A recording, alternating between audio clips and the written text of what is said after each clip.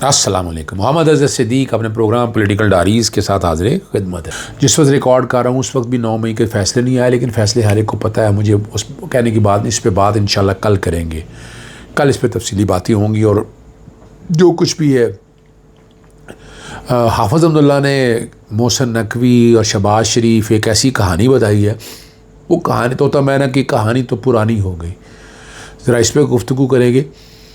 और खैबर पख्तूनख्वा पर कब्ज़ा कौन करना, नहीं कब्ज़ा कौन करना चाहता है? सिख सियासतदान ने बताया कि कायद-ए-आज़म की ताज़ीम किसने करनी है। 9 मई का फैसले के हवाले से मैंने आपके सामने सारी बात कर दी है। हाफ़िज़ अब्दुल्ला ने इंकशाफ किया है कि मोहसिन नकवी को इलेक्शन लड़वा कर वज़ीर-ए-आज़म बनाने की तैयारी हो रही, और इधर वज़ीर-ए-आज़म बनते नहीं बनाए जाते हैं। मोहसिन नकवी को वोट डालकर नवाज शरीफ शहबाज शरीफ वोट डालने वाले वो कह रहे हैं नवाज शरीफ शहबाज शरीफ जरदारी होंगे। मोहसिन नकवी की वजारत के हवाले से बहुत अरसे से ये बातें हो रही हैं, और एक दिन ये होने वाला है, ये होने वाला है। और हमने ये भी देखा कि फील्ड मार्शल जनाब आसिम मुनीर साहब की सदारत की खबरों की भी कि सदर बनेंगे, मगर वो वजारत ने सारी बातों की तरतीब कर दी। यहाँ भी मुझे नहीं नज़र आता कि ऐसी कोई बात है। ऐसी चलें फ़र्ज़ करें ऐसी बात भी है, लेकिन आप गौर तो करें ना, शहबाज शरीफ इज़ द बेस्ट मैन। लोग उसके बारे में कहते हैं कि यार नौकर की तो नखरा की, यानी वो कहते हैं द बेस्ट मैन है। आपने कोई कमाल देखा था? किधर गए वो बूट? कहाँ गए वो टोपियाँ? कहाँ गई उस तरह की? वो उस तरह के जो होते थे सुना करते थे। One of the worst administrator in the history of Pakistan. लोग उसको कहते थे पता नहीं क्या, सारा दिन जागते रहता। क्या जाग के क्या? सवाल तो ये है ना कि आप पता नहीं जागते रहे, क्या करते रहे? बताया गया पता नहीं कौन सी कैंसर है या पता नहीं क्या, ये सारा सुनते रहे कहानियाँ। ये तो जब वो हुदैबिया के केस चलते रहे तब भी ये कहानियाँ सुना करते थे, लेकिन आपने देखा कोई अस्पताल दाखिल होते हुए? आपने को देखा कि नवाज शरीफ को पाकिस्तान जब से आए हुए हैं, जब से पाकिस्तान आए हुए हैं, आपने यहाँ उन्हें कोई अस्पतालों में दाखिल होते उस वक्त जो प्लेलेट्स ऊपर नीचे पता नहीं क्या हो जाएगा, ऐसा हो जाएगा, वैसा हो जाएगा। उसी तरह मर्द कलंदर जेल में बैठे 2 साल से ज़्यादा अरसा हो गया है, ना प्लेलेट्स गिरे, तकलीफ़, दिक्कतें, मुश्किलें, सारी परेशानियाँ बर्दाश्त करने के बावजूद वो खड़ा है। वो नाम इमरान खान है, मुकाबला कर रहा है इस निज़ाम का। इस निज़ाम को नंगा कर दिया, खोखला कर दिया, कुछ भी आप कहें। ये हक़ाइक़ आपके सामने होने चाहिए, ये आपको पता होना चाहिए कि सच जो सच है वो सच है ना जी। वो सच को जुटलाया तो नहीं जा सकता ना जी, बिल्कुल उसको जुटलाया नहीं जा सकता। और उसको परखने का भी अपना एक तरीका होगा, अपना एक नतीजा होगा। आप जो मर्ज़ी कहें वो एक चलेगा सिलसिला, और वो आप देखेंगे कि क्या होना है, कैसे होना है, ठीक है ना जी। लेकिन वापस आते हैं उसी बात की इस्तेमाल लेते हुए कि मैं मोहसिन नकवी को वज़ीर-ए-आज़म बनता हुआ नहीं देख रहा, फॉर नंबर ऑफ़ रीज़न्स। बहुत सी रीज़न है। सियासी जमातें जो है ठीक है, वो अपनी जगह है, लेकिन ये जाकर कोई बात आएगी तो ये जाकर कोई बात आएगी 3 सालों बाद, जब तब्दील होने की बातें होंगी। पाकिस्तान की हिस्ट्री 18वीं तरमीम से पहले ये 18 माह 22 महीने का टाइम होता था, जो जनरल परवेज़ मुशर्रफ का 18वीं तरमीम के बाद एजेंडा बदला गया, प्रोपेगेंडा तरीक़ाकार बदला गया, और 3.5 साल से ज़्यादा वज़ीर-ए-आज़म हुकूमत नहीं करता। ये पाकिस्तान की तारीख़ है, कोई भयानक तारीख़ है, अच्छी तारीख़ है, जो कोई भी तारीख़ है ये है तारीख़, ये हकीकत है जो सारी आपके सामने।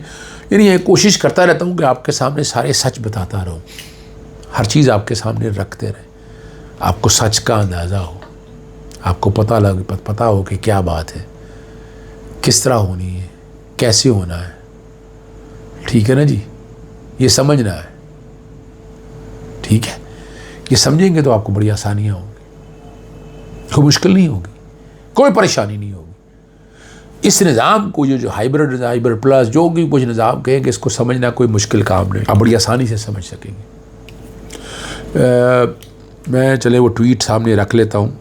जो ट्वीट मैंने पहले तो वो आया जनाब गवर्नर KPK के हवाले से, बड़ा हुआ उन्होंने गिराने के हवाले से बात की। मैंने उस पर ट्वीट किया, वो ट्वीट मैं आपके सामने करता हूँ। एक सूबे के गैर जानबदार गवर्नर, मैंने लिखा उसके अंदर, और मैं कोशिश करूँगा बैकग्राउंड पे अगर चला सकें उसके साथ वो मैं बाकी फ़ैसला भी आपके सामने रख दूँगा। सदर और गवर्नर किसी सियासी जमात का नहीं होता, किसी ताल्लुक नहीं होता, उन्हें आईनी तौर पर गैर जानबदाराना। तो PLD 2011 Lahore 382 Pakistan lawyers forum का केस मैंने वो सारा सामने रखा और फुल बेंच था। चीफ जस्टिस उमर अता बंदियाल ने ये फ़ैसला लिखा था।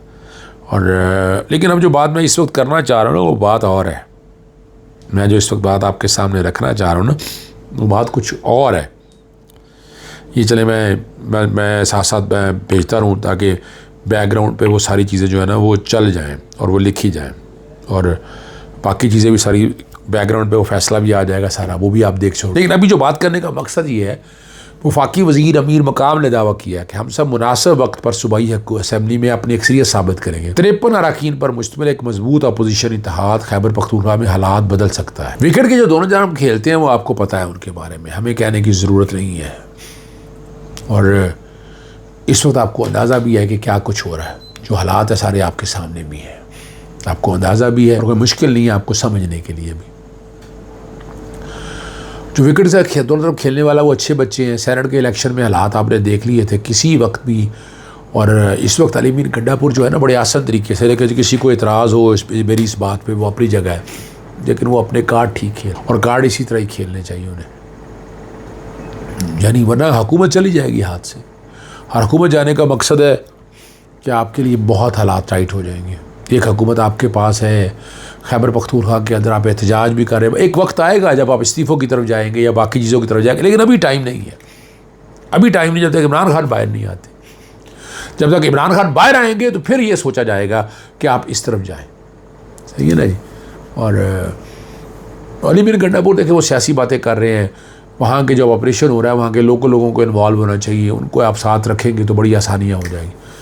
हमारे सिख सियासतदान हैं मोहिंदर पाल सिंह, उन्होंने अक़लियतों के कौमी दिन 11 अगस्त के लिए लगाए गए बैनर्स पर कायद-ए-आज़म की तस्वीर गायब थी। कायद-ए-आज़म ने 11 अगस्त 1947 को अपनी तकरीर में कहा था कि अक़लियतों को पाकिस्तान में आज़ादी की बात, जिस लीडर ने आज़ादी की बात की थी उसकी तस्वीर नहीं। सारे लोग इसकी शदीद मज़म्मत कर रहे हैं। इस अरूज का ज़वाल शुरू हो चुका है। कल को मरियम सफदर की तस्वीर भी गायब हो जाएंगी, हेल्थ क्लिनिकों के नाम भी बदल जाएंगे, और फिर इसका सियासत भी उनकी जगह और नहीं कोई और हो। अंसार बसी कहते हैं कि असूलों पे मरियम सफदर पीछे नहीं हटेंगी। कौन से असूल की बात कर रहे हैं?